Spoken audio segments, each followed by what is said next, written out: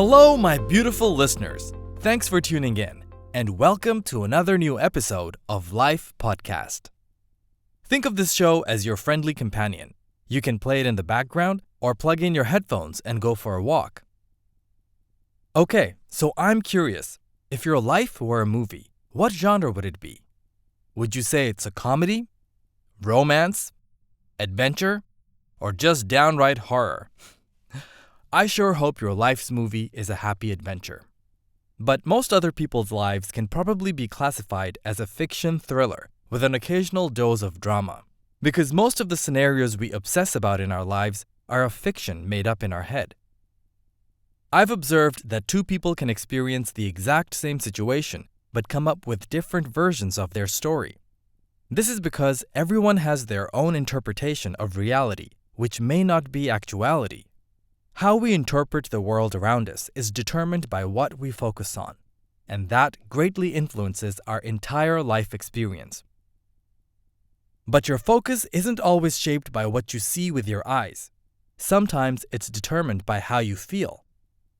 If you're at one of the happiest parties in the world, but your focus is on your internal state of sadness, then your memory of that gathering will be influenced by your unhappiness.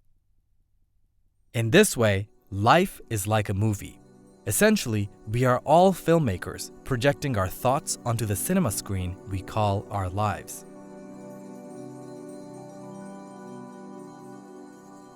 Now, of course, positive and negative emotions can both be part of the human learning experience.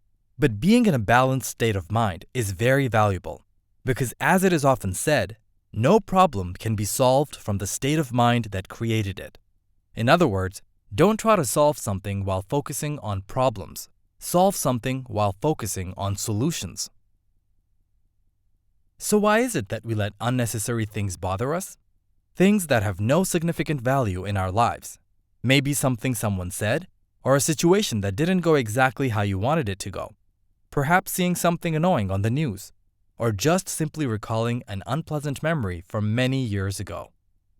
See, sometimes we human beings tend to slip into what I like to call our small thinking, which basically demonstrates that a small mind is only capable of focusing on small, meaningless things. But if you want to be an individual with a greater vision and a greater outlook on life, then you must learn to discipline your mind and direct your focus. The first thing you can do is to live consciously. Most of us are living our lives on autopilot. We let external events trigger our mood and react to whatever we are feeling. But when you start to become aware of your thought patterns, then you begin to control your mind instead of the other way around. So the next time your mind starts to indulge in mental chatter or a useless story in your head, just stop and observe that train of thought. Then gradually shift your focus towards something else. That, my friends, is living consciously. Every morning, you have the opportunity to prime your mind to maintain a balanced state of happiness. You can do yoga, meditate, go to the gym, dance, or even journal all the cool things that you want happening in your life. Use the power of questions. So instead of saying things like, "Why can't I do this?" change the question to, "How can I achieve this and enjoy the process?" Some other great questions to ask yourself are, what will I do today to get closer to the life of my dreams? Or, what can I do today to bring more joy to others? When you do this first thing in the morning, then you put yourself in a brand new state of mind at the beginning of each day. In fact, electroencephalogram tests, or EEG, which record electrical activity in the brain, actually showed different brain activity patterns relating to different emotional states. So just think of how you're affecting your brain by the power of your thoughts. Remember, your time is a valuable asset, but how you invest it is your choice. Every precious second that goes by focused on a worthless thought could be better spent on building a beautiful life. See, you always have the choice to solve something that's bothering you, but your focus must be on solutions instead of dwelling on problems. So you can't let small things bother you. No matter how many times useless thoughts come into your mind, just let them pass and remind yourself that you're not even a small-minded person, so why waste time thinking like one? There are people out there who are in the worst circumstances by anyone's standards. They're in war zones, they've lost everything they had and everyone they've ever loved. But some of them focus on things that make them happy, and they celebrate their life. When I see people like that, I feel so small in comparison. We are so ungrateful for all the blessings in our lives. We don't even think about our opportunities, our access to basic rights, the people who love us and support us. And what about our well-being, our amazing memories, and all the potential you have right now to create a beautiful life?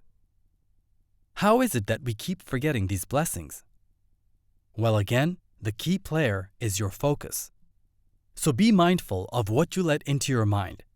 In life, you'll encounter all types of beliefs and opinions. Leave the negative ones at the door and allow constructive thoughts into your life. Another great way to stop obsessing about your own thoughts is to get out of your head and notice how you can help others. What you give out to others is what you will experience in return. So whatever you feel you lack in your life, first give it to others with genuine intention. For example, if you're feeling unhappy, then first bring more joy to others, and you will feel happier.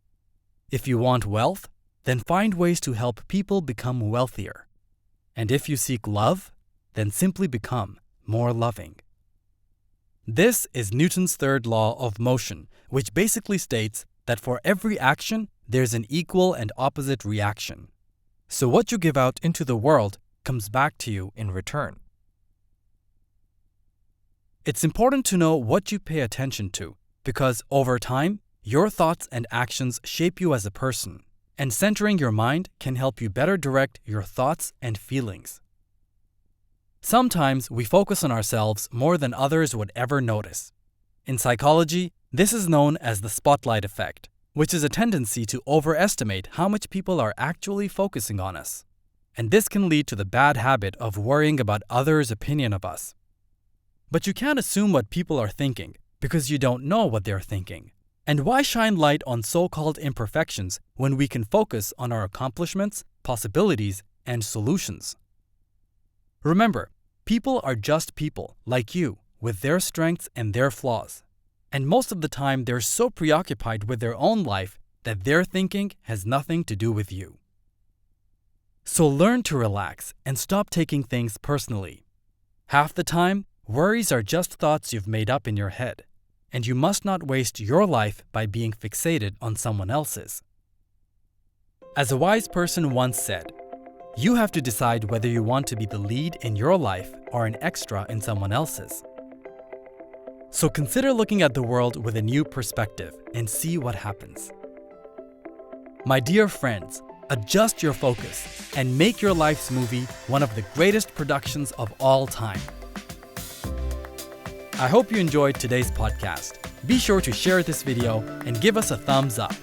I'll see you next time, and remember to live your highest potential.